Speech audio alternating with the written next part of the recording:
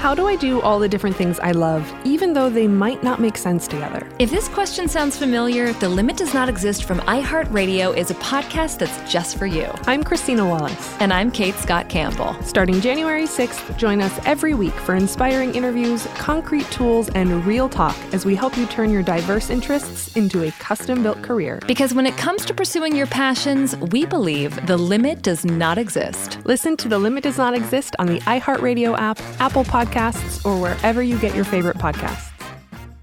All right, here we are, 305 days until we, the American people, we get the final say. And hopefully on election night or early the next morning, you will hear the words we can now project. Donald J. Trump has been reelected the 45th president of the United States. Anyway, happy Friday. Hope you all had a great New Year, Christmas. Yeah, I know I was supposed to be off today. Many thanks to Rose Tennant. I couldn't take it. My honest answer, I'm yelling and literally going nuts at home. It is amazing, but yet so predictable. I was working the phones as I started to get wind something was going down. So, yeah, we do our job. We source, we double source. I made all my calls. I talked to everybody. And a story begins to emerge. Nobody in the mob and the media bothered to really dig down deep into what this is all about. You know, you had people literally out there. I mean, you got, Joy Reid said this is Trump's Benghazi. No. Or Senator Chris Murphy, you're impotent, and the only thing you can do is nothing and have our personnel hiding in safe rooms. And then the president acts and takes out Soleimani, and, we're getting lectures from the Benghazi Democrats. We are getting lectured by the mullah bribing appeasement Democrats. And I'm sitting here, I can't take it anymore. Because this is so deep and so profound and so vitally important for the safety and security of the United States, our interest in the region, our personnel, American citizens in the region. You would think that, maybe for just 5 seconds, the Democrats could say, good job, Mr. President. You took out the leader of the Quds forces, the guy responsible for more terror, more death, more misery, more mayhem, more proxy wars than any other single one individual in the entire Middle East. But they couldn't find it within themselves to do that. What have I said? I even said it on calling into Jason Chaffetz, was hosting Hannity last night. I said, look, I guarantee you they're going to, the predictable mob in the media and the Democrats, they would impeach Donald Trump if he cured cancer. He kills the biggest terrorist in the Middle East, a guy responsible for the deaths of hundreds of Americans inside of Iraq. The guy that is responsible for all of the proxy wars that Iran is involved in, including supporting Yemen in their battle against Saudi Arabia, including funding from the get-go Hezbollah, which obviously is one of the most well-known terror organizations in the world. They couldn't find it within themselves to say one good thing. And we're already getting the wag the dog, conspiracy theories started by Congresswoman Omar. I really can't stand the very same people that sat back and watched Biden and Obama drop $150 billion, not million, billion dollars and other currency on a tarmac in Iran. For the mullahs of Iran, yeah, the same ones that chant death to America, death to Israel, that burn the American flag, that burn the Israeli flag, and they drop $150 billion. Now, these are the guys that have been fomenting terror. These are the guys fighting the proxy wars, and these are the guys led by Soleimani killing Americans in the region. We all watched in horror, were witnessing what was going on as our embassy in Baghdad was being attacked by these protesters. I mean, you would think that not allowing another Benghazi would be a great thing. Apparently not. We're going to talk to one of the members of the Benghazi. Remember the guys that were, Geis was one of the Americans told to stand down, and him and Tanto Peranto and everybody else, they said, you know what? The hell with you. Our Americans are going to die if we don't do something. Ended up saving, we lost 4 people, Ambassador Stevens, etc., but we ended up saving dozens of American lives because they were willing to put it all on the line on September 11, 2012.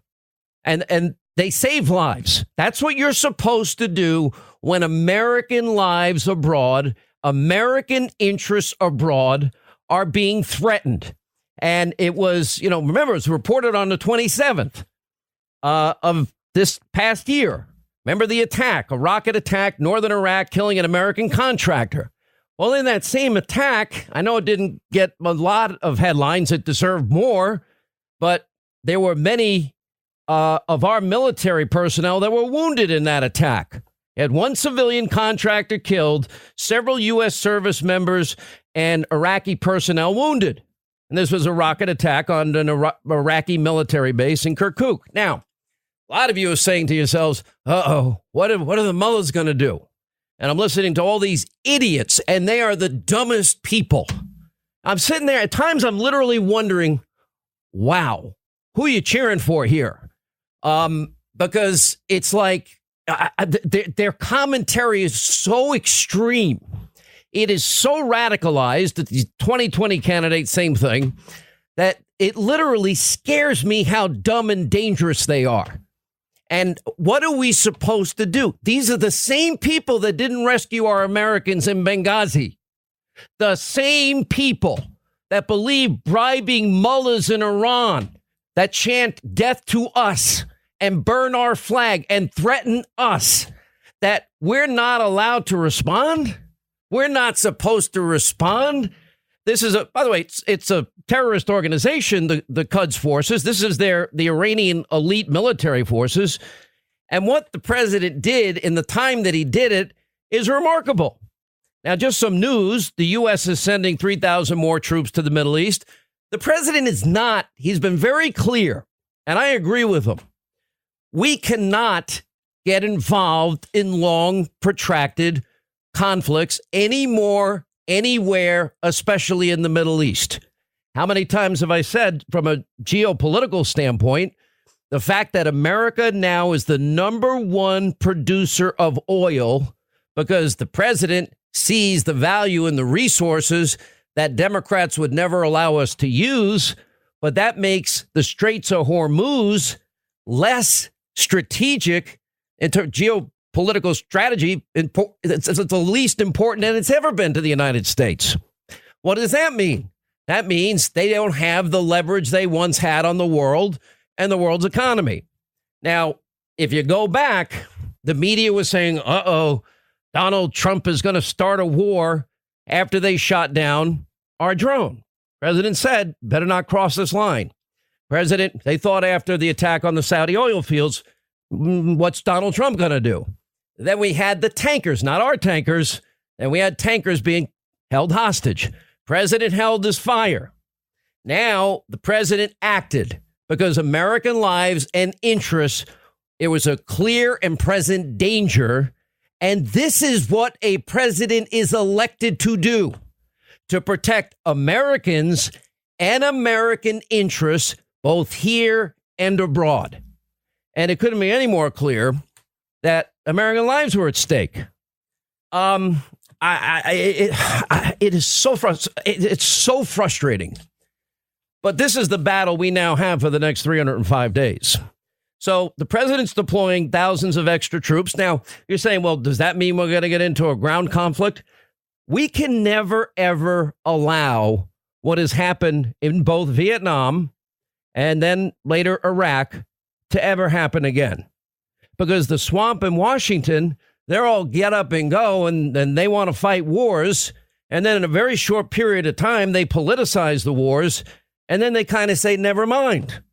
And after losing 58,000, American soldiers in Vietnam, that is our national treasure.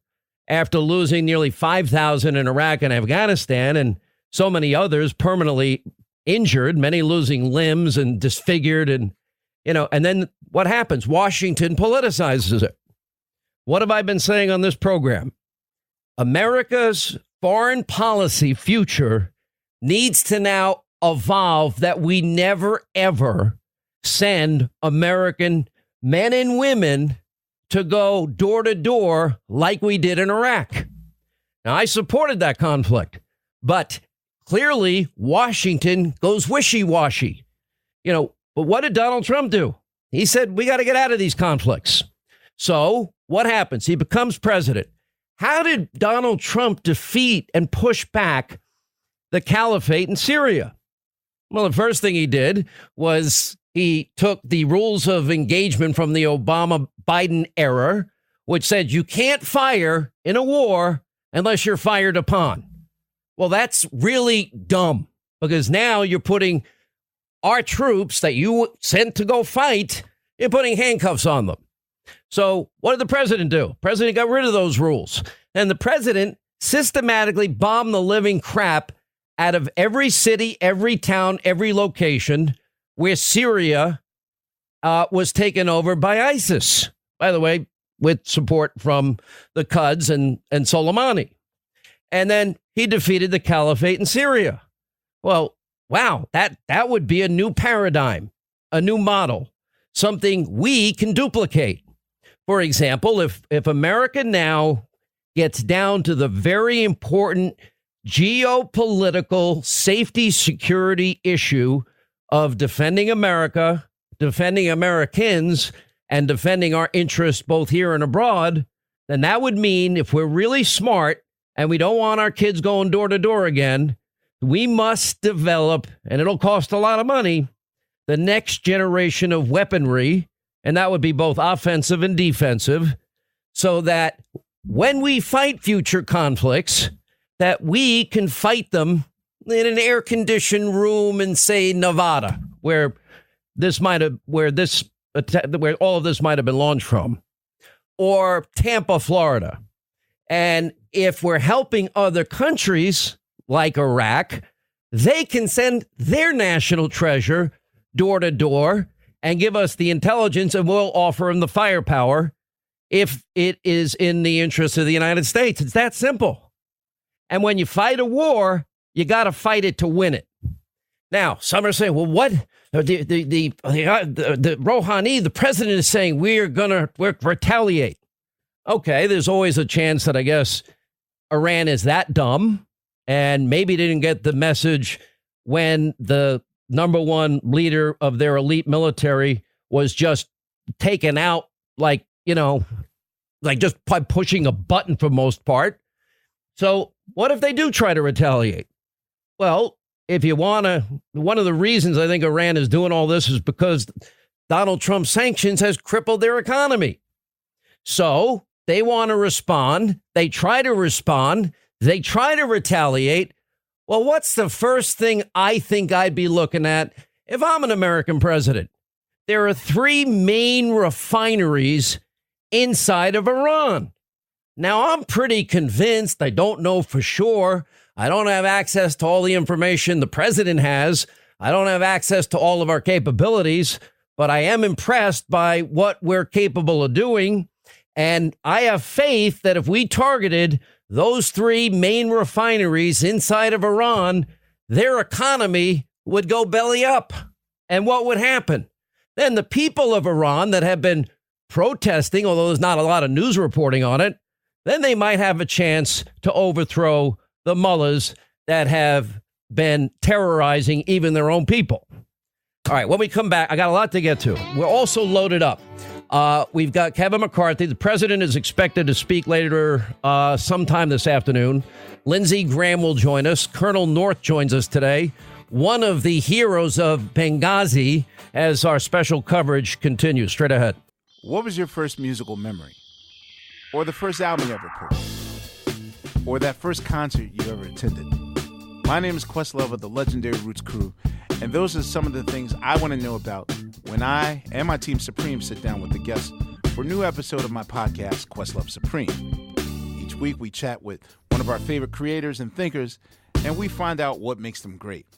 It's not about gotcha journalism or trying to get the most salacious story, although, hey, I'm not opposed if someone wants to spill some tea all over the table. It's really about acknowledging the influences and the hours upon hours of work that goes on not only when the spotlight's turned on, but also long before the spotlight has even been plugged in. Listen to Questlove Supreme on the iHeartRadio app, Apple Podcast, or wherever you get your podcast. All right? Cool.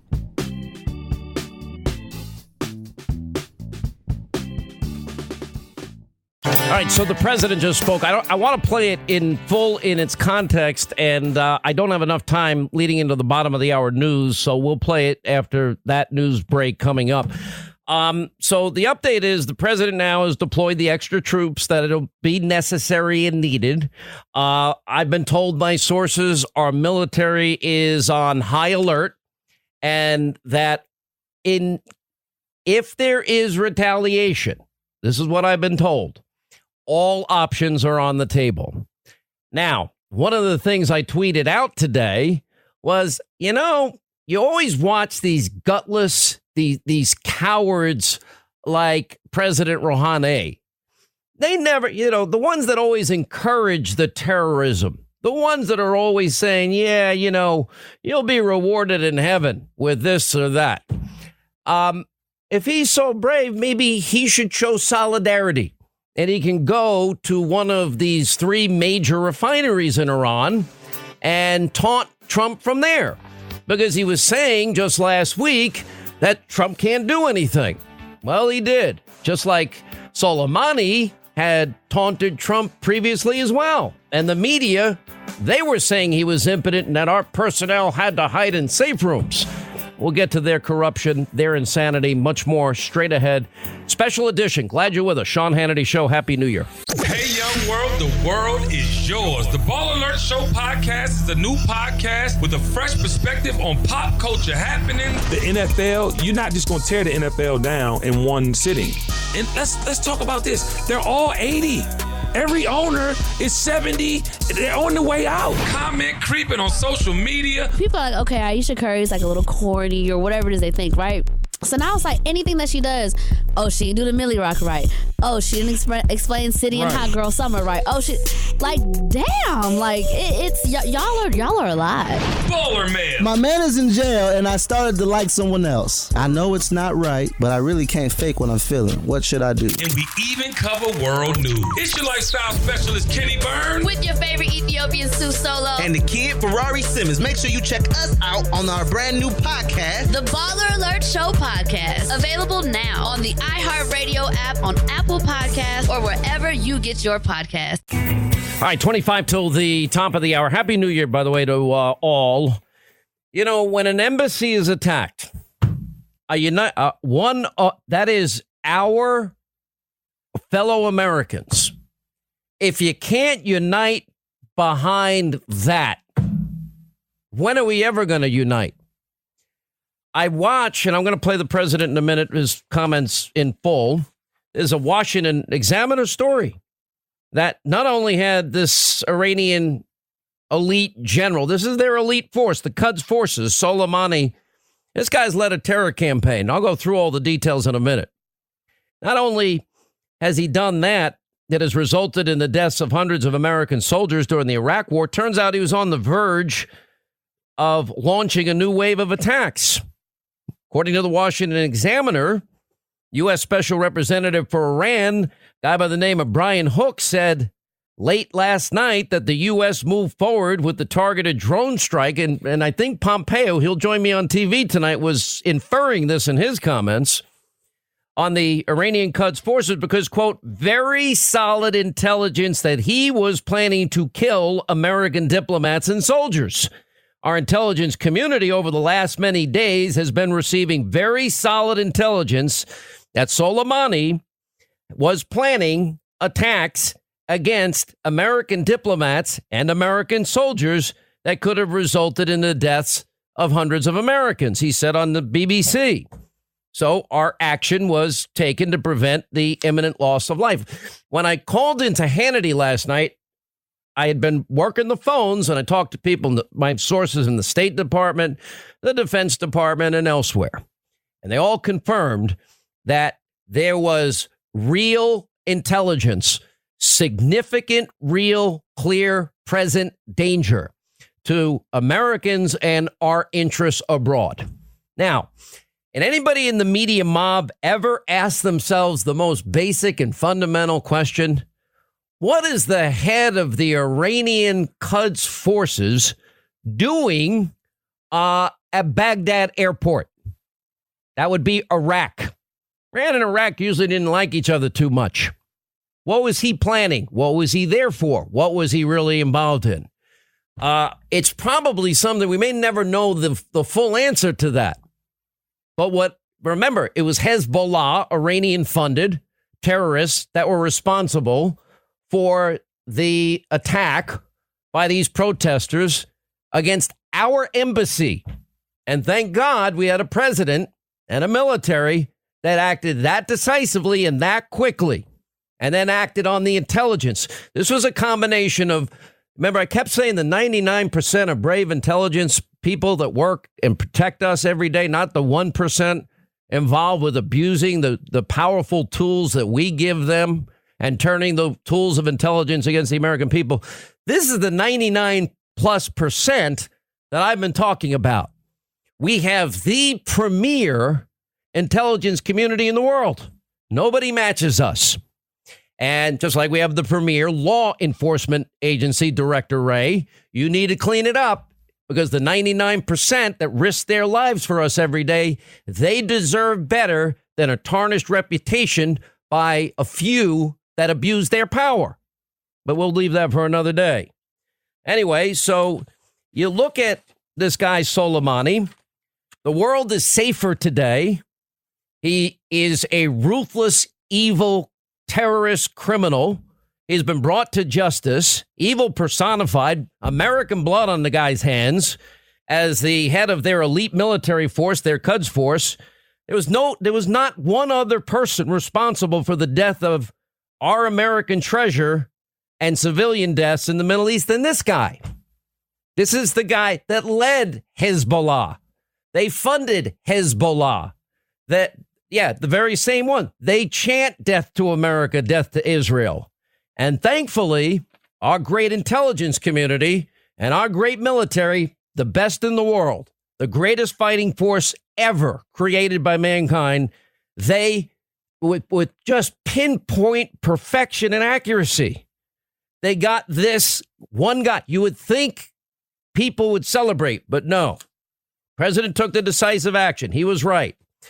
Why was Soleimani even in Iraq? Well, if you look at it and you look at his history, it was obvious they were orchestrating all of these attacks against our embassy. Is it really that hard? We keep hearing 1 + 1 = 2. This is the guy responsible for over 600 deaths of American soldiers in Iraq, orchestrating attacks on coalition bases all over Iraq and beyond. This guy helped plan the Benghazi attack that killed 4 Americans.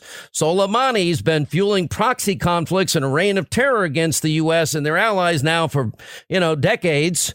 And, of course, he's leading this. They're directing Assad's genocide in Syria. Don't forget that. They supported Assad in Syria. And in the 80s, he backed the militias that eventually took over Lebanon, known as Hezbollah, Party of God. Kill Americans, kill Israelis. And, he was the point man for the largest. Look, Iran is the #1 state sponsor of terror in the world. They cause more misery, death, murder, mayhem than any other country on the face of the earth.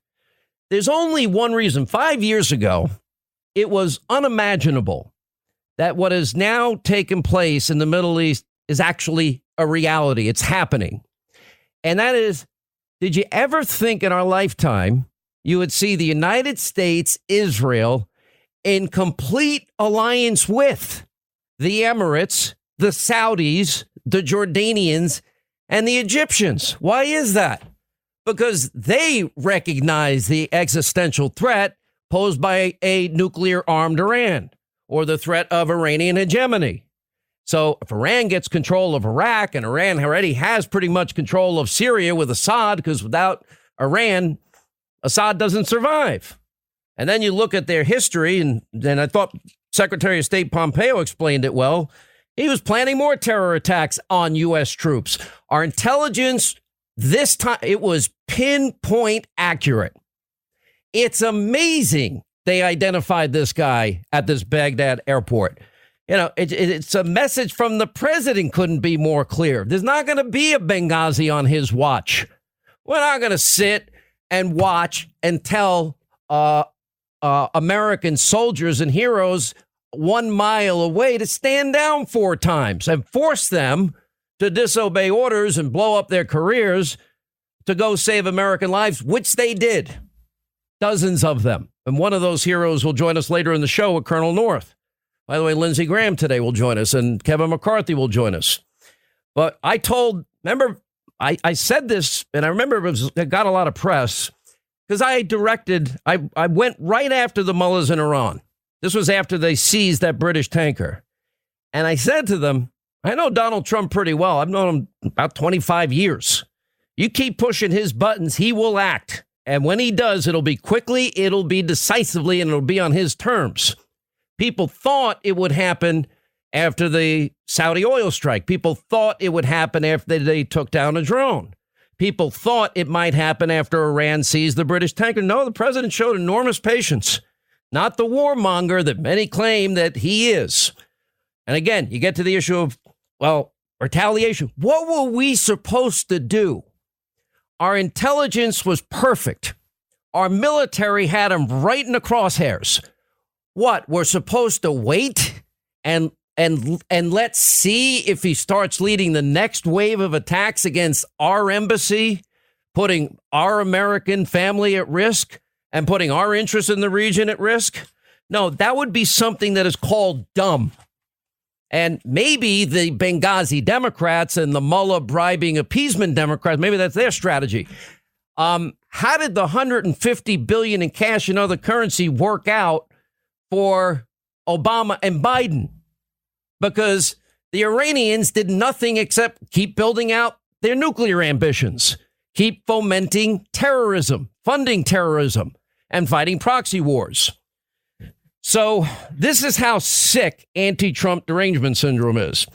You got Alec Baldwin, Deborah Messing, Michael Moore leading the Hollywood left, rushing to social media with their conspiracy theories and their rage after the strike against Soleimani, that, you know, Trump is a war criminal.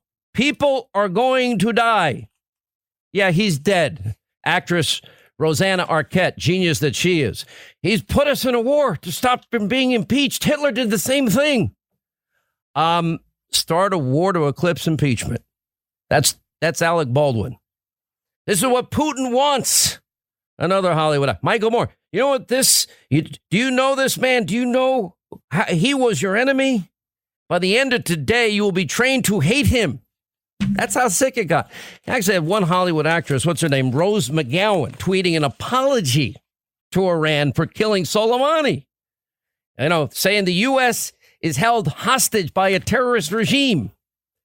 Has anyone thought of the fact that the reason Iran has all this money to commit these terrorist acts and foment terror and fight proxy wars? Because Biden and Obama gave them $150 billion. In the dumbest deal ever. Now we got Joe Biden. Oh, we just tossed a stick of dynamite into a tinderbox. Yeah. Okay. You caused a lot of their wealth that allowed the funding of this garbage that they've been involved.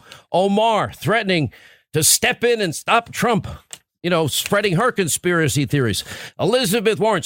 I love this one. Soleimani was a murderer, responsible for the deaths of thousands, including hundreds of Americans. But this reckless move escalates the situation with Iraq and increases the our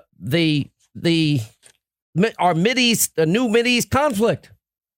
What, did you want to let him go? You're going to let the number one terror leader for the Iranians go when he's in Iraq, clearly to foment trouble with Iran. Then you got the dumbest guy of all, this congressman from from Connecticut, Chris Murphy. You know, last week he tweets out, you can't even make this up because they're so stupid. But last week, this guy tweets out, the attack on our embassy is horrifying but predictable. Trump has rendered America impotent in the Middle East. No one fears us. No one listens to us. America's been reduced to huddling in safe rooms, hoping the bad guys will go away. What a disgrace. So the president takes out Soleimani. What does he do? Then he tweets out, well, Soleimani was an enemy of the United States. That's not a question. The question is, as reports suggest, did America just assassinate without any congressional authorization the second most powerful person in Iran, knowingly setting off a potential massive regional war? I'm like, okay, wow. It's almost like Baghdad Bob, the entire mob in the media and the Democratic Party. All right, the president just spoke. Let's go to his comments. President Trump is speaking now. Let's listen. Executed a flawless precision strike that killed the number one terrorist anywhere in the world, Qasem Soleimani. Soleimani was plotting imminent and sinister attacks on American diplomats and military personnel, but we caught him in the act and terminated him. Under my leadership, America's policy is unambiguous to terrorists who harm or intend to harm any American. We will find you. We will eliminate you. We will always protect our diplomats, service members, all Americans, and our allies. For years, the Islamic Revolutionary Guard Corps and its ruthless Quds Force under Soleimani's leadership has targeted, injured, and murdered hundreds of American civilians and servicemen. The recent attacks on U.S. targets in Iraq, including rocket strikes that killed an American and injured 4 American servicemen very badly, as well as a violent assault on our embassy in Baghdad, were carried out at the direction of Soleimani. Soleimani made the death of innocent people his sick passion, contributing to terrorist plots as far away as New Delhi and London. Today, we remember and honor the victims of Soleimani's many atrocities, and we take comfort in knowing that his reign of terror has the Middle East for the last 20 years. What the United States did yesterday should have been done long ago. A lot of lives would have been saved. Just recently, Soleimani led the brutal repression of protesters in Iran, where more than 1,000 innocent civilians were tortured and killed by their own government. We took action last night to stop a war. We did not take action to start a war. I have deep respect for the Iranian people. They are a remarkable people with an incredible heritage and unlimited potential. We do not seek regime change. However, the Iranian regime's aggression in the region, including with the president's comments, we have Lindsey Graham, Kevin McCarthy, Ollie North, and one of the Benghazi heroes. Straight ahead. Glad you're with us. I'm Lori Siegel, and I spent the last decade reporting on technology. I helped introduce the world to companies like Instagram and Uber when they were just a handful of people and an idea, interviewing founders like Mark Zuckerberg and Jack Dorsey as their companies quite literally changed the world. But now, I want to show you my Silicon Valley. It's a new weekly podcast series called First Contact with Lori Siegel. First Contact will give you what I like to call dinner table access to tech leaders how I see them, human. We'll have nuanced and sometimes emotional conversations about us humans and technology, and we'll tackle ethical issues of the future because things got complicated really quickly. From engineers coding bots to surf the dating apps, to intimate conversations with tech leaders, First Contact will bring you rare access to the billionaires and also the people on the fringes, the ones that you may call weird, but I call the future. Listen to First Contact with Lori Siegel, that's me, on the iHeartRadio app, on Apple Podcasts, or wherever you get your podcasts. All right, thank you, Scott Shannon. Love the all-new open, as we always get from our great friend, the great Scott Shannon. All right, 305 days till we, the people, get to decide. 305 days until hopefully we hear the words. We can now project Donald J. Trump has been reelected the president, the 45th president of the United States. All right, we're loaded up today. I promised to run the president's comments in full. Got about 3 minutes left.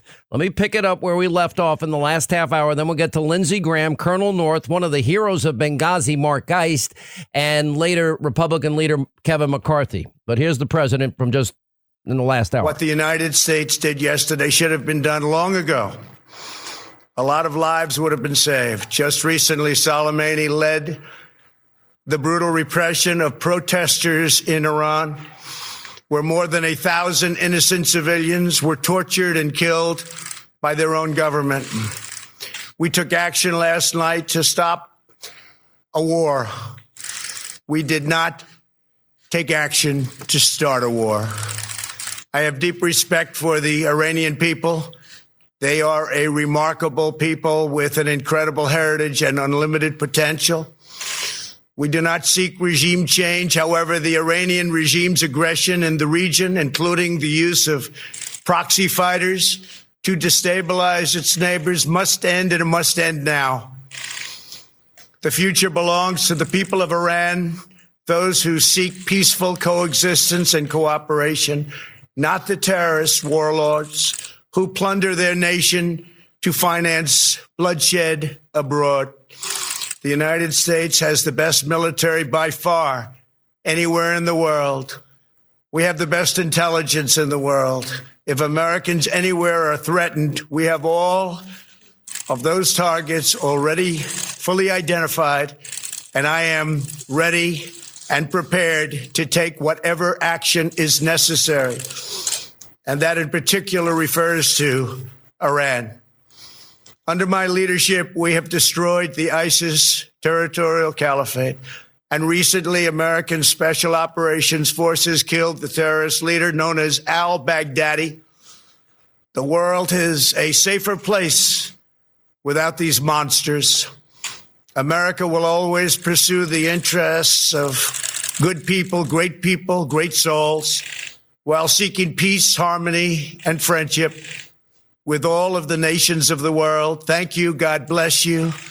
God bless our great military, and God bless the United States of America. Thank you very much. Thank you. All right, that was the president finishing his remarks. We stopped midway. I apologize. Bad timing on my part.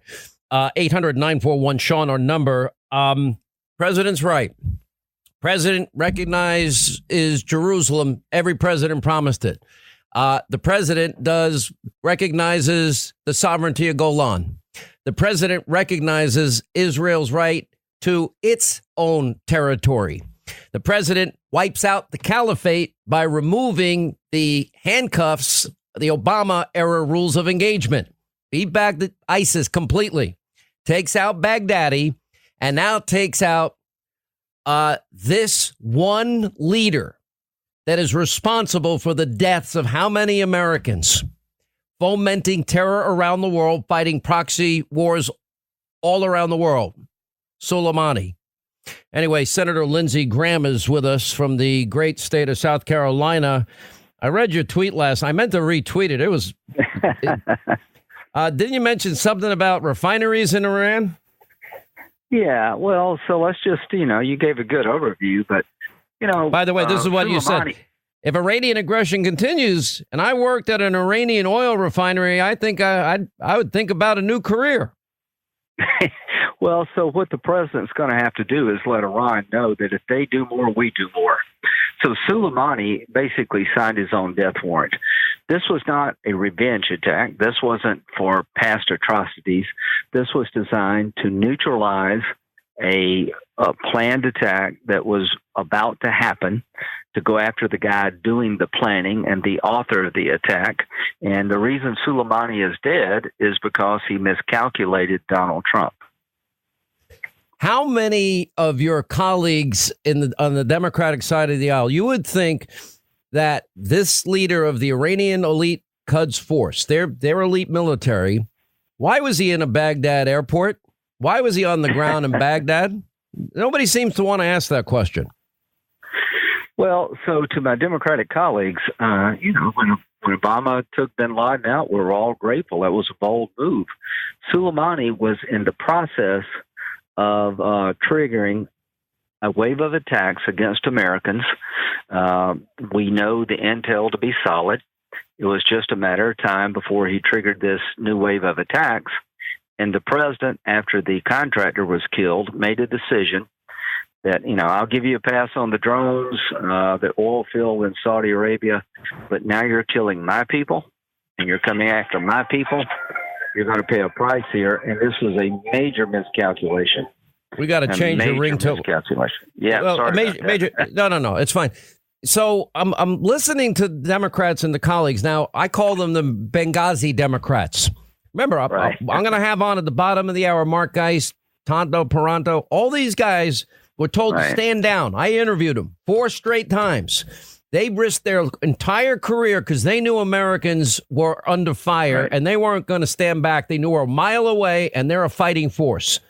So they went in. This president, I am told, had to act very quickly, that the intelligence was rock solid. Now, the Washington Examiner quotes Brian Hook, who is the U.S. Special Representative for Iran, who said they had very solid intelligence that he was planning to kill American diplomats and soldiers, and that this intelligence was real.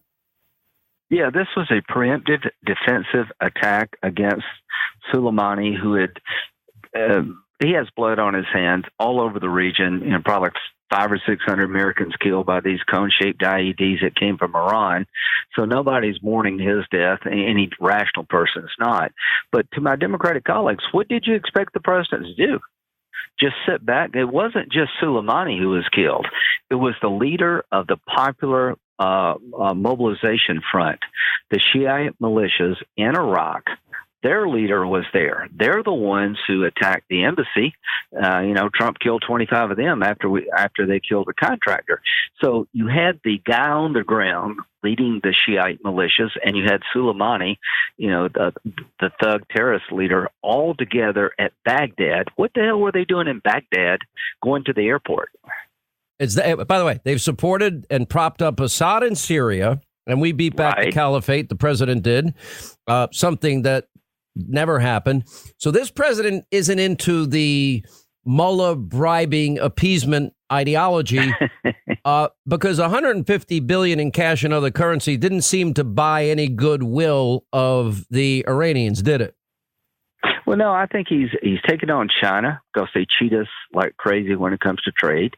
He's coming down hard on North Korea, but giving them a way out.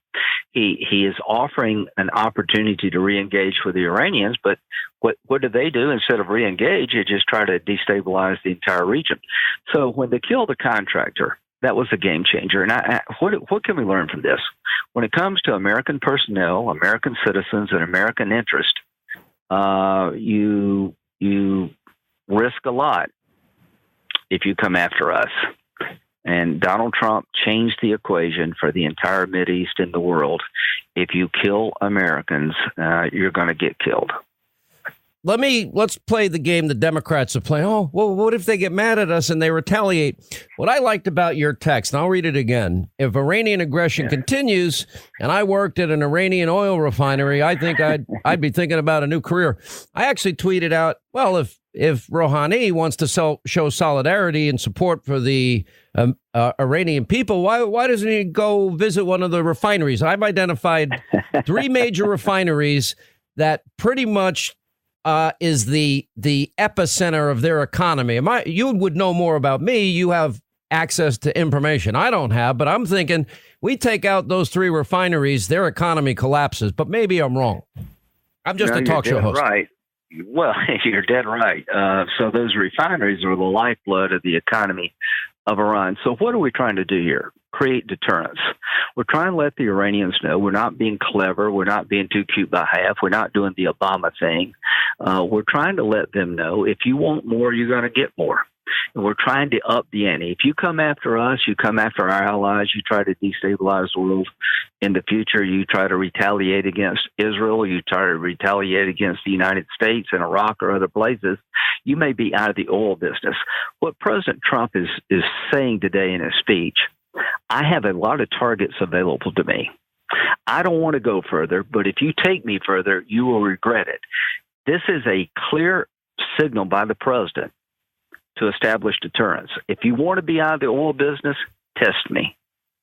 I would think that if those 3 refineries, now I don't know if there's a lot of smaller ones, but my understanding is there's 3 major refineries, that would be a target. And look, Prime Minister Netanyahu's been warning for years. And I think one of the reasons we've watched the impossible emerge, which is an alliance between the U.S., Israel, the Jordanians, Egyptians, the Emirates and the Saudis against Iranian hegemony, because they realize that would be a clear and present danger, because when you talk about wiping a country off the face of the earth and you talk about death to Israel and America, you probably mean it. Yeah. So what have they done here? I mean, they've given Hezbollah thousands of rockets pointed at Israel and Lebanon. They've given, Hamas in Gaza, the other side of Israel's got thousands of rockets coming from Iran. They're supporting Shiite militias in Iraq, trying to undercut the Iraqi military and the Iraqi parliament.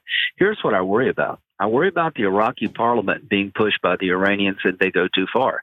I've been to Iraq and Afghanistan 57 and 58 times since 9/11. Got a lot of friends over there. Here's my message to the Iraqi political leadership. Don't hook your wagon to a dying economy. Don't hook your wagon to the largest state sponsor of terrorism. I know they're your neighbor, but don't do anything stupid here. Don't let the Ayatollah goat you into doing something stupid. America has been your friend. They've been your ally. We've sacrificed blood and treasure to help Iraq stabilize after Saddam Hussein. So I'm urging the Iraqi political leadership, don't let the Iranians push you around. Well, it seems to me that my conclusion would be the only reason that Soleimani was even on the ground was probably far more nefarious, because Iraq and Iran have never been particularly close friends or allies. Let me move on. Let's talk about. You said something. Can I just mention? You're the first guy to mention that. He's on the ground to work with a Shiite militia leader, in Iraq, to come after us. But he's also on the ground to destabilize the parliament. They have a political campaign going on inside of Iraq to try to drive us out, and we can't let that work. I'm sorry. Go ahead. Let's go to Nancy Pelosi. And, well, we've got to impeach him because it's a threat to the country, and we got to do it fast and faster than ever. We only have one fact witness who said that Donald Trump said, I want nothing. So now she's threatening not to even bring those articles to the Senate. I would think under our system of justice that if you're accused of a crime, you have a right to a speedy trial. I would assume, especially considering it's the president of the United States, that Congress has their role. They impeached them. Now the Senate has their role to have a trial. And I don't really think the Senate needs lectures from Nancy Pelosi on how they're going to conduct their business. I would imagine that's not going to happen. Well, it's not going to happen. Mitch McConnell's not going to let it happen. So from the American people's point of view, we need to end this charade, get the trial over with so we can move on to important matters like foreign policy, prescription drugs, you name it. We need to start governing the country rather than fighting with each other all the time. So she's doing a disservice to the people. She's trying to dictate to the Senate how to run the trial. That's constitutional extortion. She's setting a precedent bad for the presidency itself. Can you imagine if a Republican Speaker of the House pulled this stunt against a Democratic president? They'd be eating us alive. I've only got 30 seconds. How should the Senate Republicans deal with this? I think we should pass a resolution pretty quickly saying what she's doing is out of bounds. And if we have to down the road, if she doesn't send the articles, change the rules so we can start the trial. And that can happen. Parliamentarian will say you need 67 votes. The House then would vote to overrule the parliamentarian, whatever you call this idiot. Right. But anyway, Senator, you've been very generous with your time. I know you have a busy day. You're going to join us on Hannity tonight. Thank you for taking the time to be with us today. Thank you. Senator Lindsey Graham, Colonel North, Mark Geis, a hero from Benghazi, and also Kevin McCarthy, all coming up. Busy special breaking news edition of the Sean Hannity Show. Hello, I'm John. And I'm Josh. And we're the hosts of Serious Rap, a new weekly hip-hop podcast premiering on iHeartRadio. Me and John have been friends for over 20 years. Every week we get together to talk about hip-hop, life, politics, whatever comes to mind. But let me ask you, if you had to play one episode or one segment of Serious Rap to get a new listener to understand, like, oh, this is what these guys are about, this is what their show is like, which one would you pick? Maybe the one where we pitch ourselves as the next host for the AVN Awards. Adult video newsletter? Yeah.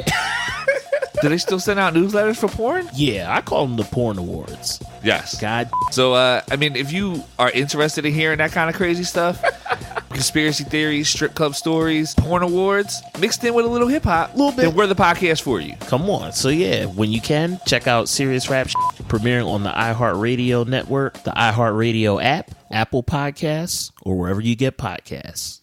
All right, so when we come back, we're going to have Colonel Oliver North, his history with Iran. He knows this regime better than anybody. Nobody knows it as well as he does. Mark Geist, one of the heroes of Benghazi. And we're going to have time to get to your calls coming up in our news roundup hour. This decision, though, well, first, you got to understand the importance of becoming the world's number one producer of oil. It gives us a freedom we never had before. It ought to be a sign, a symbol. Don't count on the lifeblood of our economy coming from countries that we know hate our guts. That was huge. The second thing is the Benghazi stand-down Democrats and the Mullah bribing appeasement Democrats, they failed. This president succeeded. We'll come back. We'll continue our coverage straight ahead.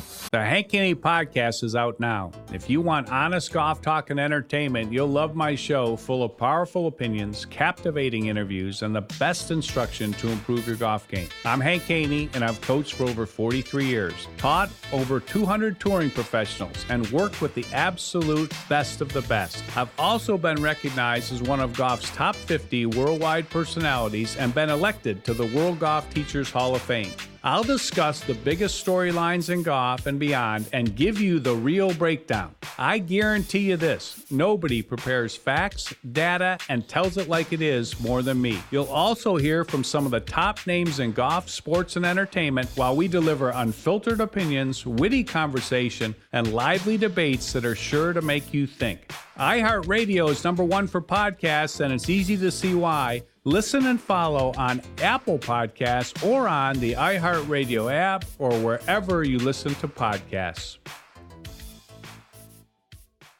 Just recently, Soleimani led the brutal repression of protesters in Iran, where more than 1,000 innocent civilians were tortured and killed by their own government. We took action last night to stop a war. We did not take action to start a war. I have deep respect for the Iranian people. They are a remarkable people with an incredible heritage and unlimited potential. We do not seek regime change. However, the Iranian regime's aggression in the region, including the use of proxy fighters to destabilize its neighbors, must end, and it must end now. The future belongs to the people of Iran, those who seek peaceful coexistence and cooperation, not the terrorist warlords who plunder their nation to finance bloodshed abroad. The United States has the best military by far anywhere in the world. We have the best intelligence in the world. If Americans anywhere are threatened, we have all of those targets already fully identified, and I am ready and prepared to take whatever action is necessary. And that in particular refers to Iran. That's the president basically saying, go ahead, retaliate. This is what Senator Graham was just saying in the last hour. Anyway, 24 now till the top of the hour, 800-941-SEAN if you want to be a part of the program, our continuing coverage. And joining us now, Colonel Oliver North, best-selling author, decorated war hero, veteran, Purple Heart, actually two. And his brand new book, by the way, is amazing. It's called The Rifleman. Also, Mark Geist is with us. Remember, he was a member. He was one of the heroes in Benghazi on September 11, 2012. And he was at the CIA annex about a mile away and told to stand down numerous times before he and three others risked their entire careers and their lives, and then went to save Americans that were under fire, and they saved American lives. Very different than the Benghazi Democrats, which were willing to just leave them there and do nothing. Gentlemen, welcome both of you. Semper Fi, Colonel. I don't think there's any one guy I know that knows more about the mullahs in Iran and this regime than you do. Well, I got it the hard way by going there. So, well, by the way, and when you went there, I like to remind our audience, you were given by our government a pill that would take your life if you needed to use it. Is that correct, sir? Well, the idea was not just one pill. I had enough for everybody. Oh, okay. There you go. There's no bravery involved in that act. None. Well, at least we all came home. No, thank God. Thank God. Yeah, thank God indeed. And thank God indeed that the good president that we've got took the action that he did, because the world without Soleimani in it is a better world. You know, definitely. Let me go, because, you know, it was very interesting. I'm watching. I honestly, I know that I say it, and sometimes I can't even believe it's this bad between the mob and the media.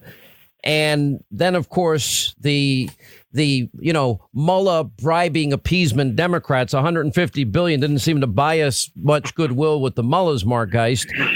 But here you have a president that acted decisively and quickly, because American lives were in jeopardy inside of that compound. And you got this idiot, Chris Murphy, a congressman from Connecticut, literally tweeting the president last week, proclaiming, the Iranians don't fear us, and we've been reduced to huddling in safe rooms. And then the president does it. Now, it's almost like he's rooting for failure. And then when the president gets in there and actually does the job, then he's even critical of that. What's amazing, Sean, is that I was listening I must confess, to another radio station coming in. And then there's Chuck Schumer demanding an apology from the president for not briefing the Congress before they did this. I mean, yeah, this guy, Chris Murphy, literally says we're impotent in the Middle East. No one fears us. No one listens to us. We're reduced to huddling in safe rooms. Then the president takes out Soleimani, the number one leader of their elite forces responsible for killing Americans in Iraq, fomenting terror and proxy wars around the world. And Mark Geist, then he says, well, did America just assassinate, without congressional authorization, the second most powerful person in Iran? Your reaction to that? Well, this is what really bothers me, is that, I say when is enough with our politicians, with these, they are going to kowtow to the mullahs. They're going to kowtow to anybody, try to buy their loyalty. And we all know, I grew up rodeoing and cowboying, and the way you take care of a bully is you punch him in the nose. You don't do it by sitting there and giving him your lunch money. And when the president does it, and they do it, and then I wonder, when is enough with how much American blood has to be spilled by somebody before it's okay to kill him? Well, remind everybody. This guy killed thousands. He killed thousands of Americans who died as a consequence in both Iraq and in the region. Because Colonel North, why was he in Baghdad? Why was... Well, because, here's the secret. And this is very important. There's actually two governments in Baghdad. There's the pro-Americans, most of whom are in the special operations side of things in the Iraqi military. And you've got people like the prime minister, who is a wholly owned subsidiary of Tehran. And he's the one who now wants them to call a meeting of the parliament and reinvestigate whether we want the Americans to stay or not. Without the American presence training good Iraqi soldiers, there is no future for this country. It will become a suburb of Tehran. And all the Iranian leadership wants a clear shot at going from the border with Iraq all the way across Iraq into Syria and then into Lebanon, because that's how they're going to expand. That's what they've been fighting for all this time. The militias that were organized to, quote, go after ISIS were actually out there trying to take over as much territory as they possibly could, going through Anbar province, which happens to be largely Sunni, and repress the population in a way that they've got free access to literally go on the highways with large convoys of munitions into Syria, because they've got the backing of Assad, this brutal dictator in Damascus. Well, they're propping up Assad. Without Iran and Putin support, there is no Assad. Exactly. And on top of it, militia leaders like Abu Mahdi Muhandis, who was killed in that convoy with American missiles, he was one of the leaders of the whole effort to turn all of Iraq into a suburb of the Tehran government. Let me ask you, Mark Geis, remind everybody, you were there in Benghazi when our embassy was under attack. We lost 4 people that day, including one of the heroes of that day, Sean Smith. And I love his family. I've met his family. My heart breaks for them. But we also, Ambassador Stevens, we lost. Remind people what the Benghazi Democrats, what you were being told. You knew that you were a mile away from that embassy. You knew Americans were under serious fire. That embassy was under attack. You guys knew exactly what was going on. Walk us through what happened and the stand down orders. Well, we got the first, as I was driving back with the female case officer, the rest of the team got the first call for help. They went up to the chief of base. The chief of base said, "No, you need to wait. You need to stand down." Tonto and Tig went back up along with Roan and talked with him again. And he says, "No, you're not going to go."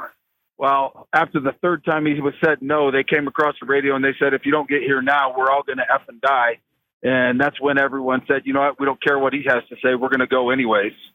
And as a result of the action of you and Tig and Tonto Peranto and Sean Smith, who we lost, he was one of the last people killed in that conflict, if I'm not mistaken. You were able to killed last. What's that? It was Tyrone Woods was killed. Him and that's it, Tyrone Woods. Yeah, he was killed standing next to blown up together. But so you guys risked your entire career. You disobeyed orders, and you ended up. Please, this is important. You saved dozens of American lives. True or false? Very true. Very true. And would they have made it had you not disobeyed orders? Would they have survived? No, they would. There would have been 24, 25 American lives that would have been killed, taken hostage, utilized for whatever. I mean, raped, mutilated. No telling what would have all happened. And and for the last few days since the attack on the Baghdad embassy, and because I spent 5 years in Baghdad, and a year and a half of it was almost probably a good portion of that was across the street from the embassy in Baghdad. And, everybody says, well, this is Trump's Benghazi. And there was no similarity whatsoever other than that it was bad people trying to kill Americans. Colonel North, our U.S. Special Representative to Iran, Brian Hook, gave an interview with the BBC.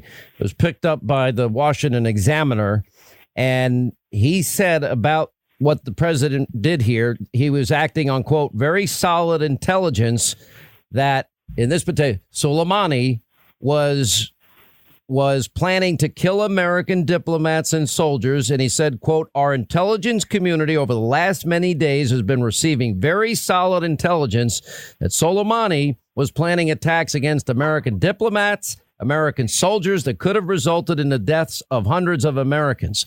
What if our president didn't take the decisive action and we find out later he was told that?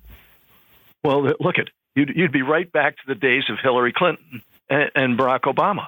I mean, what happens in this particular case is the intelligence was so good, they were able to launch a remotely piloted aircraft. At least most most people are now saying that. I do have some people who have some questions about it, and I think they're going to have to provide a little bit more information to make sure that we're reassured. This was a target of opportunity. You weren't going to get that kind of chance again. He's all alone on that highway in the middle of the night, and they launch in time to get there, a remotely piloted aircraft, and we can make suppositions as to whether it was a Hellfire missile or what. But when I look at those vehicles, and Mark, you've seen a bunch of them hit by Hellfire missiles, it sure looks like Hellfire missiles to me, and it sure looks like it must have been a very high-priority target, a high-priority individual, because they're heavily armored vehicles. And your average guy just driving around does not get one of those kinds of things.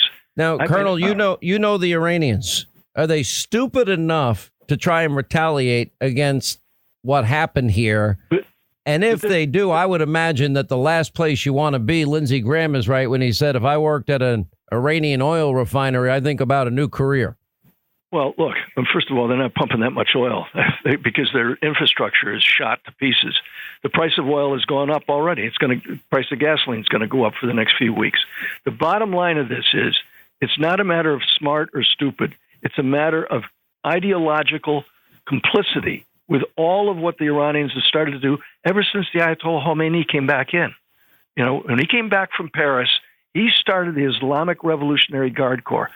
Soleimani started the Quds Force, which is the major component of spreading revolution around the world, if they can, anywhere there's Shiites that will back them. The Lebanese Shiite militias that you've got, I sent footage of my involvement when I was there when they stopped their convoy. Soleimani was with them, trying to get into Mosul and up-dump things that were happening the right way against ISIS. And you get 38 seconds of footage that I just shipped up to New York for you, for your TV show tonight. It's amazing. You know all of these characters, and you know them by name for years. Mark Geis, you want to weigh in? Go ahead. Yeah, I think, Colonel North is spot on. I mean, we have an opportunity to take out a bad man who's doing bad things, and the intel on that is spot on. And you can see, the battle damage assessment on that is it was a pinpoint strike.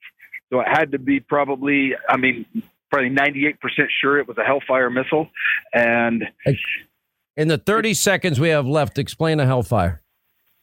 An air-launched munition. It's on helicopters. It's on some slow Apaches. Apaches, yes. And it's on all kinds of different, the proper word, remotely piloted aircraft, right? So-called drones by our colleagues. I got to tell you, thank God this country has the greatest intelligence on the face of the earth, and we've got brave people like Colonel North and Mark Geist and the people that our military that was able to pull this off. An amazing feat. The world is safer, and I thank you both for joining us today. God bless you, buddy. Happy New Year. See you. Safe home. God bless, Sean. Semper Fi. All right, News Roundup Information Overload Hour. Yes, we are back. Yes. Well, I wasn't planning on being back. I just couldn't take it anymore. I'm just being honest. I could not take it anymore. All right, just seconds ago, the president now speaking to a group of evangelicals in Miami. This is now his second comments about the killing of Soleimani. And here's what he just said as he addressed this group.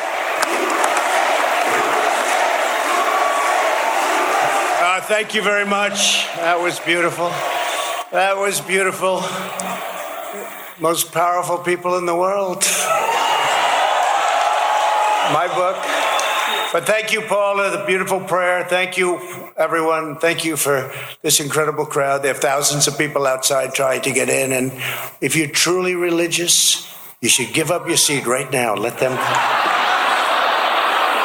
But I'm thrilled to be here in Miami, Florida, to officially launch one of the most important grassroots movements in American history. It's a first. Evangelicals for Trump. And you know how we did a few years ago. Hard to believe. Already we're talking about, it's almost 3 years, but you know how we did. The numbers were phenomenal, and the love is greater today, I think, than it has ever been. I'd like to begin my remarks today by extending our profound thanks and gratitude to the extraordinary men and women of the United States military. They're by far the best and greatest anywhere in the world. There's nobody close. In recent weeks, American warriors executed a daring raid that killed the savage leader of ISIS, al-Baghdadi. He was a depraved butcher who will never again hurt another innocent person. Last night, at my direction, the United States military executed a flawless strike that terminated the terrorist ringleader responsible for gravely wounding and murdering thousands and thousands of people and hundreds at least of Americans. Qasem Soleimani has been killed, and his bloody rampage is now forever gone.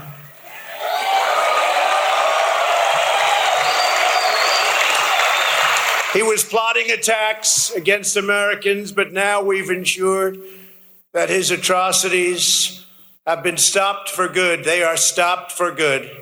I don't know if you know what was happening, but he was planning a very major attack, and we got him.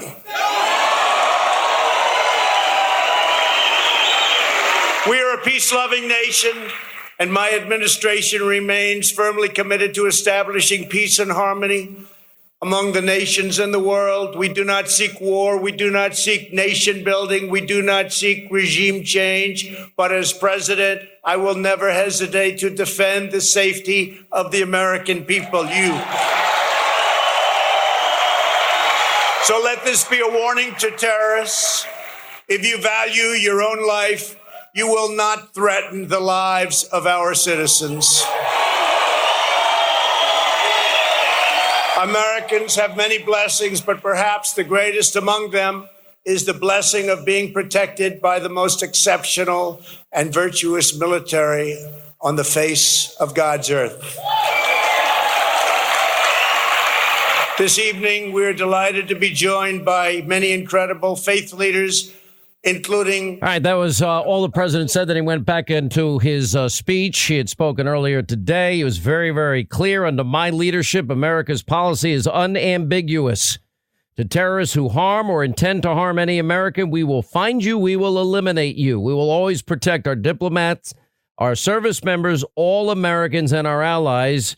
And for years, the Islamic Revolutionary Guard Corps, by the way, they're a terrorist organization, and its ruthless Quds force under Soleimani's leadership has targeted, injured, and murdered hundreds of American civilians and servicemen.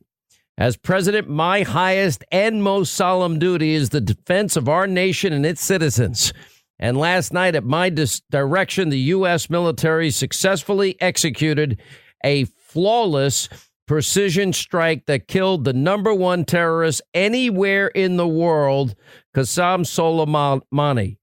And Soleimani was plotting imminent and sinister attacks on American diplomats and military personnel, but we caught him in the act and we terminated him. That's what presidents are supposed to do, not what the Benghazi Democrats did on September 11, 2012, or the Mullah bribing appeasement Democrats that tried to bribe the mullah's love of us with $150 billion in cash and other currency. And so the president, well done. American, everything came together. The greatest intelligence community on the face of the earth. How many times did I say that, as we now have had to examine the actions of the 1% that abuse their power? That turned the powerful tools of intelligence on we, the people, and that had an agenda to stop the election and then take down a duly elected president. That's only the 99% risk their lives for us every day, just like the FBI, greatest law enforcement agency in the planet. Nobody's better, except for a few at the top that abuse their power and were corrupt. All right, as promised, Kevin McCarthy coming up at the bottom of this half hour. Let's get to our phones. Amy is in Colorado. Amy, hi, how are you? Happy New Year. We're glad you called. Happy New Year, Sean. Thanks so much for taking my call, and many blessings to you in 2020. You too. Many blessings to you. Showers of blessings. Well, thank you.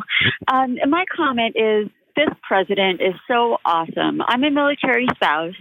My husband's been in for 20 plus years. He's a sergeant major, and the bulk of his career, Sean, has been working to secure the regions in Iraq and Afghanistan. He's done multiple tours over there, and it's heartbreaking to see it, go back into chaos. And this president, he didn't agree with the war, maybe initially. However, he cares about stability in the region and the men who fought for it enough to maintain that stability rather than give Iran billions to destabilize the region. And that means so much to me as a military spouse. Just knowing we have a president that cares that much and knows how important it is. Listen, I'm going to tell you something. It's very clear based on the comments of the president, the comments of our special representative, U.S. Special Representative for Iran, Brian Hook, and an interview with the BBC. Mike Pompeo will join us on Hannity tonight. It's very clear that what they are telling us is that our intelligence community has been receiving very solid intelligence that Soleimani was planning attacks against our diplomats and American soldiers. It is clear, if you just open your eyes, that the Iranian influence, which has been growing in Iraq significantly, you have two separate, governances now going on. One loyal to Tehran, the same Tehran that is the number one state sponsor of terror, the same Tehran, the same mullahs, the same country that threatens to wipe Israel off the map, that chants death to America, death to Israel, the same people that foment terrorism, fund terrorism, fight proxy wars around the globe. There's a reason now, and it is the real clear present danger of a nuclear armed Iran that is literally allied Jordan, Egypt, the Saudis, the Emirates, the Israelis, and the United States. That was unthinkable 5 years ago. But that's now that they now recognize this is a real clear present danger to the entire region. And the president acted. Now, does the president want a long, protracted war? Nope. Is he going to get involved in a long, protracted war? Nope. President has been very clear. And I think what we saw in Syria when he defeated the caliphate will be the paradigm, the model that we could expect should the Iranians be stupid enough to try and retaliate. Now, they might. I mean, don't put it past them. But that would give us an opportunity to take out their refineries that will further cripple and, if not destroy and collapse their economy, and the Iranian nuclear sites. We know where they are. We know this is a difficult military operation. That would be the tough one, because a lot of those sites are spread all throughout the country, got a lot of territory to cover, and they're buried, some of them deep into the ground. But I hate to think of a world where Iranian mullahs have nuclear weapons. This is real stuff. Scary. Amy, thank you. Pete, New Jersey, Sean Hannity Show. Happy New Year, sir. Hey, Happy New Year, Sean. Love it, man. Hey, I just wanted to go and let you and all the listeners know that I am in complete support of the President of the United States and this administration for what they did. You got to understand, to all those that are going to go ahead and do harm to any American civilians or any personnel in this world, to any country or any dictatorship or any regimes, please know this, that this administration does not draw 2 or 3 lines in the sand. It's one, only one. And we cannot have a dictatorship in Iran that's going to go ahead and spread terror and bully people around in the region so they can go ahead and walk over to whoever they want into the next country and take them over. And then before you know it, guess what? There was like a cloud over us, and all of a sudden, Israel is bordered. This is what their goal is. I don't understand what these people who try to appease this country and try to go ahead and go through means of peace. We've done it for how many years, right, Sean? And they don't care. They don't want that. They want to annihilate Israel. But first, they want to get rid of us. We're considered the great Satan. So what they say that they're looking for to these centrifuges for energy, it's a lie. They don't need this type of nuclear type of setup in their country. They don't have enough people to do that. So I am in support of this president. And to all those listeners out there, please support this president, because you know what?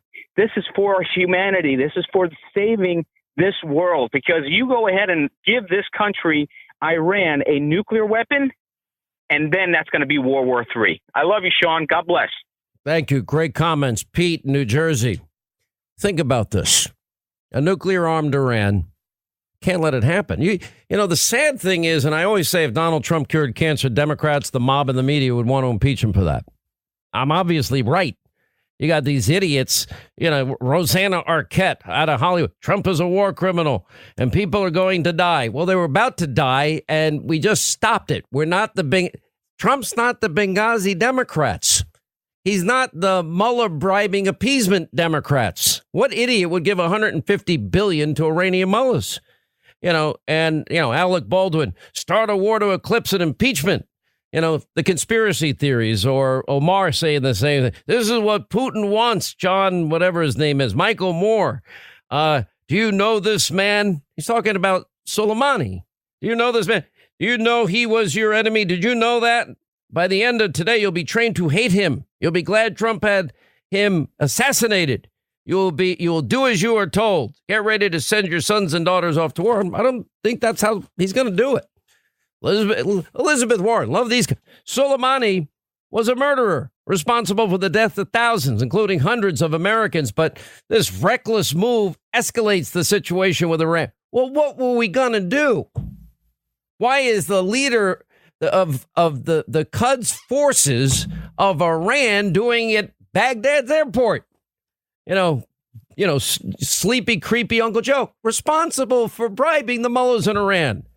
Imagine $150 billion in cash and other currencies. He says the president just tossed a stick of dynamite into a tinderbox. We're supposed to let him orchestrate the attacks on America within Baghdad. Are you out of your mind? Anyway, got to take a break here. Quick reminder, we'll put it up on our website. Ollie North has some book signings. This new book is phenomenal. It's really good. It's called The Rifleman. We'll put it up on Hannity.com. Sunday, 10:45 to 12 p.m. We'll give you the address and everything on the 5th. Quick break, right back. And Kevin McCarthy coming up straight ahead. All right, time for another quick call. And Kevin McCarthy, after the news at the bottom of the hour, let us say hi to Bill, is in New York. By the way, the state that lost more population than any other state in the country. Now, why would that be? Why would people be leaving New York? Taxes, regulation, confiscatory, well, basic legalized stealing. What's going on, Bill? How are you? Hey, Sean, I want to be quick. I know you're in a hurry, but I think that raid was a great thing. And what I want to do is I want to ask Mr. Schumer, Mr. Schiff, Mr. Nadler, Mr. Shalou, Mr. what's his name there? You know who I'm talking about. Here it is. The Benghazi Democratic Party, the Mueller bribing appeasement Democrats. Them. Who do they think was next on the hit list if this guy didn't get taken out? What do they think his ultimate goal was? You see, the problem with you, Bill, is you're actually thinking rationally. You are using your intellect, your reason, your common sense that God gave you. And guess what? They can't even acknowledge. You'd think that when an embassy is attacked, that everybody would be on board stopping them. When the head of the Quds forces from the number one state sponsor of terror is on Baghdadi airport property, taking them out, it's a good thing. Put out a statement a short time ago that says the decision to eliminate General Soleimani was in response to imminent threats to American lives. What was the nature of those imminent threats? John, I can't talk too much about the nature of the threats, but the American people should know that President Trump's decision to remove Qasem Soleimani from the battlefield saved American lives. There's no doubt about that. He was actively plotting in the region to take actions, a big action, as he described it, that would have put dozens, if not hundreds of American lives at risk. We know it was imminent. This was an intelligence-based assessment that drove our decision-making process. The American people also know the history of Qasem Soleimani, hundreds of American lives on his hands, too. He was involved in the Beirut bombings. He'd orchestrated an attack right here in Washington, D.C. It ultimately failed. This is a man who's put American lives at risk for an awfully long time. And last night was the time that we needed to strike to make sure that this imminent attack that he was working actively was disrupted. All right, that was Secretary of State Mike Pompeo responding to the death of Soleimani. And this is such a big deal. And the reaction of the left and the media and the mob and the Democrats so predictable. But this is the opposite of what happened in Benghazi, as we've been discussing today. Joining us now, the Republican leader of the House of Representatives, Kevin McCarthy, is with us. Congressman, you happened to be with the president a lot yesterday. Can you walk us through what you saw, what you heard, what you know, and then we'll get into the politics of it all. Well, thank you, Sean. And the one thing everybody needs to know, this was a terrorist that had killed Americans. This is not a time to play politics. The world is safer because this man is no longer there. And think of the contrast here. Whereas this President Trump, is removing terrorists while the Democrats are trying to remove the president from office. This is a time that we should be uniting. He was planning. You watched where he was traveling, who he was talking to. You watch what they had escalated. They went in and they killed an American. And I've got to give the president a great deal amount of credit because he did not overplay his hand. Remember when they shot down our unmanned drone? Many of us wanted to go send cruise missiles in there. He said no. But when he made a very strong red line, if you kill an American, you will have to answer for it. So they shot back when they killed an American. They went in and then they escalated, went into our embassy. And the president was very clear that he would hold them accountable for what they had done and what they were planning to do in the future. When we look back in history, we will have saved lives because of what our men and women did last night for us. Now, when I got down to Mar-a-Lago, I was going to have dinner with the president. We were going to meet before dinner and others. And when I went into the meeting, that's when it first started breaking, where there was a couple phone calls where we had to go up, and I'm part of the Gang of Eight, get some assessments and others. But I will tell you, what amazes me so much about this president is what he's able to continue to do while the Democrats continue to play politics. He's got his focus on this country, keeping us safe. It is amazing that he's able to do that with such a clear thought and process behind what he's doing. What did you see, or what can you share with us that you saw in terms of the entire process and the night unfolding, because you were with the president the whole time? Well, you get reports, a lot of them by phone. What's amazing in social media today, you can look on Twitter, on reports even inside Iraq itself, where you watched on Twitter, where you could see the photo of the ring that Soleimani wears, and then you watched after the bomb hit, you saw his hand with the ring on it to confirm, and the reaction. I mean, the precision and what has to be known here. To this individual was such a severe terrorist. I would rate him as one of the top 5 most dangerous people in the world. But to those other 4, the president also sent a very clear message, and the world is safer because of it. You know, I watched with amazement at, the very exact same people that had no problem with the United States making the worst deal ever, foreign policy deal, maybe the equivalent of, peace in our time, that somehow $150 billion in cash and other currency dropped in cargo planes dropping down in Iran for the mullahs of Iran so they can continue funding terrorism as the world's leading sponsor of terror and their proxy wars, which they have done. And Soleimani is responsible for killing directly Americans, hundreds of them in Iraq, and injuring many others. And I'm watching this. I've often said if Donald Trump cured cancer, they would impeach him for curing cancer. So here you have, this guy is on the ground. We all watched, we were all witnessing what was going on at the embassy. I don't think anybody was comfortable watching that. We all had, images and recollections in our minds of how people dealt with Benghazi and what a disaster that was, that turned out to be. And I'm thinking the very people that will give $150 billion to radical Islamists that chant death to America, death to Israel, the very same people that defended the non-action in Benghazi Now we're going to offer advice and lecture Donald Trump, who responded forcefully, decisively in record time. Exactly. And if we had that action in the past, think about this, the Ben Rhodes and what in his administration with Obama. What a dope. Did he consult? Yeah. Did he consult with Congress when he went to Iran? Was it a treaty? No, he couldn't even bring it before us because it couldn't pass. And then secondly, when he delivered those billions of dollars, he lied to Congress, didn't even tell them, and delivered the money. And now, and what did that get us? All that did was make the world less safe. That funded the missiles that go down to Yemen, Hezbollah, and others. And who was the mindset behind that? The individual who's no longer living today. So this individual that we just took out, everyone will tell you killed hundreds of Americans. People should rally behind this president and doing what was right. And we know by his past behavior and with the intel what we had of what he was planning in the future, where he was going and what he was trying to do in the very near future, we just protected ourselves.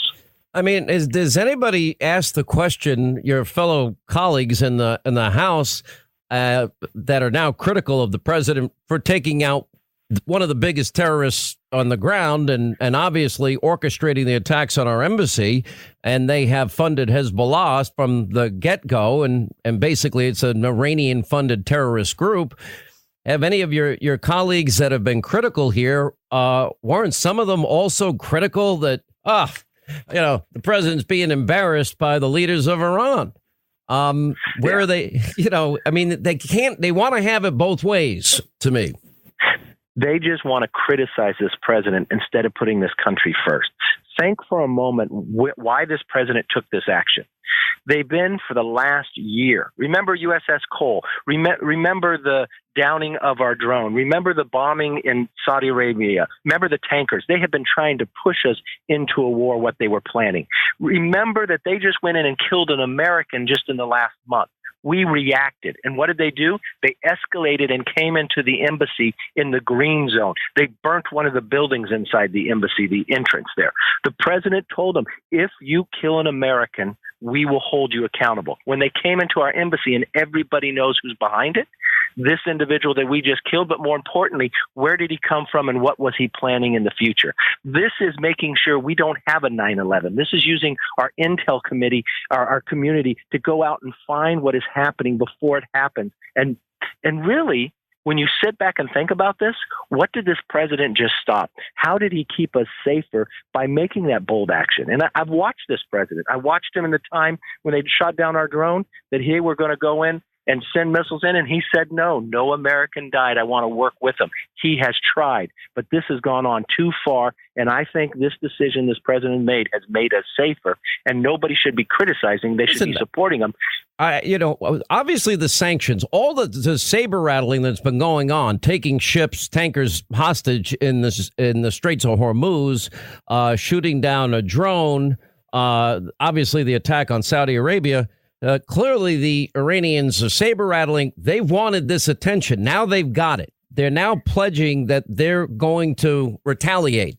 Now, I would imagine if they retaliate and they kill Americans, that probably number one on the target list has got to be the refineries. There are 3 major ones in Iran that we're aware of.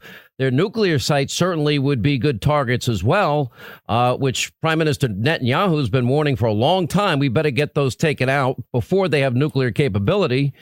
And I just got to imagine that if they want to go there, they're going to lose. And it's not going to be a boots on the ground scenario, as some of your colleagues are suggesting, because the president's clear that's not the way he wants to engage in conflict. Well, the president is very clear. He would like to de-escalate. He only reacted based upon what they were planning and what they had done. Remember, this is because an American was killed and they came after our embassy, and who planned it and what he was planning to do in the future. If Iran wants to try to do something more, I think last night would be a very eye-opening to them, that at any place, at any time, our men and women are so well trained, they can find you anywhere. And they will defend Americans anywhere. My mindset on future conflicts and future wars evolve dramatically, especially in light of 58,000 Americans killed in Vietnam. The war becomes politicized in the D.C. swamp. And then we kind of say, never mind. The same thing with Iraq and Afghanistan. Everyone's gung ho. We got to do this. They have a war authorization. Then it becomes politicized. And all these kids banging on doors in Iraq. We can't fight wars, Congressman, this way ever again. And what I want to see, and we saw this work at the Caliphate in Syria, that it was defeated once we unleashed our military power and got rid of the Obama rules of engagement. But I think the single most important thing we can do is develop the next generation of weaponry, both offensive and defensive, so we never have to send our kids door to door in any of these countries. You're correct. And every person who served in the military would tell you that exact same thing. And that's what this president is doing by rebuilding our military so it protects our men and women. The other thing that happened when you named all those different wars and battles, what if you were able to stop one? What if you knew about information of somebody planning a big attack when you watched the past behavior of trying to get us into a war? What if you were able to take that individual out before any of that took place? The world would not know how terrible things would have happened, but you would have known simply from the fact that you kept America a little safer based upon what went on last night. And how much safer would we have been, and how many more Americans would have been alive if this individual would have been taken out a long time ago when he was first killing Americans? Great point. We'll take a quick break. We'll get your thoughts on Pelosi's insanity when we get back as we continue with Republican leader Kevin McCarthy of California. 800-941-SEAN if you want to be a part of the program. We are back tonight, Hannity special edition. And yes, I'll be back in the chair, 9 Eastern, with, let's see, Mike Pompeo, the greatest lineup you could ever want. On the Fox News channel. Quick break, right back. We'll continue. Only 305 days until you get to decide who leads this country down the road. Straight ahead. All right, as we continue, House Republican leader Kevin McCarthy is with us. So explain to me the thinking of, all right, we have these two very weak articles of impeachment that the House Democrats, they were hell-bent on doing. There's only one fact witness. Now Pelosi's holding the articles. Now, we're very clear in the Constitution. You impeach in the House, the Senate holds the trial, but she's not going to hand it over to the Senate till whenever she decides that the Senate bows to her command and does it her way. And she basically wants a do-over. Your thoughts on how this is going to unfold? Well, I think at the end of the day, she's going to have to send it. But one thing I will tell you, for Schumer now to claim he wants to have witnesses, that he wants to bring Bolton in, when the House Democrats, as you know, Sean, because you carried it so well, they had all control. They didn't let the minority bring witnesses. They never even asked or tried to get Bolton. The idea that if you look back at what Schumer said during the Clinton impeachment, he wanted to dismiss before it even got to the Senate, before it was even heard. They know that they have failed at this. They know where it's going to end up. And I think the same thing's going to happen in the Senate that happened in the House. The only bipartisan vote here is going to vote down impeachment because this president has done nothing wrong. But again, look at the contrast. This can the Senate just dismiss it if she refuses to hand them over? I believe the Senate can. If she continues to go along this route, it is going against what the Constitution says. I believe the Senate could bring up by a 51 vote, bring it up, and then vote it down if she does not want to send it. Amazing times we're living in. House Republican leader Kevin McCarthy, Congressman, I know it's a busy day, a travel day for you. Thank you for taking the time to be with us. We appreciate it. Thank you, Sean. All right, 800-9. Well, I don't really have time for calls. We're loaded up tonight. We got a great Hannity, 9 Eastern on the Fox News channel. And, you know, look, I just couldn't stay away. I was supposed to be out till Monday. We've got all the political angles. We got Colonel North, Mike Pompeo, Lindsey Graham, Karl Rove, Sean Spicer on the media losing their minds, and Pete Hegseth. It's all happening 9 Eastern. Set your DVR. We'll see you tonight on Fox, and we will be back here on Monday. Have a great weekend. We'll see you then. How do I do all the different things I love, even though they might not make sense together? If this question sounds familiar, The Limit Does Not Exist from iHeartRadio is a podcast that's just for you. I'm Christina Wallace. And I'm Kate Scott Campbell. Starting January 6th, join us every week for inspiring interviews, concrete tools, and real talk as we help you turn your diverse interests into a custom-built career. Because when it comes to pursuing your passions, we believe the limit does not exist. Listen to The Limit Does Not Exist on the iHeartRadio app, Apple Podcasts, or wherever you get your favorite podcasts.